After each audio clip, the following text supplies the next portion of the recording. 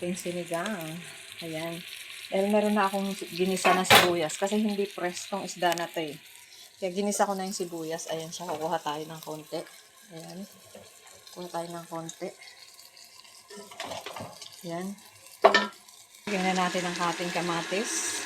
Ganyan na ang ating sili at ang ating okra. Hindi na natin yan hiniwa kasi dudulas siya.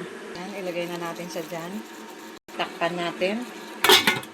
At ayan, buksan na natin. Ayan, buksan na natin. Bigyan na natin siya ng tubig. Ayan, sabaw. Ayan, kumukulo na siya. Lagyan natin siya ng sinigang mix. At eto na po, ilagay na natin ang ayan, gulay. Pampahaba ng buhay. O, na-overcook na siya. Ayan na po.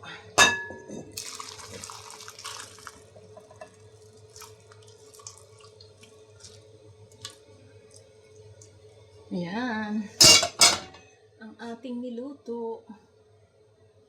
Ano na siya.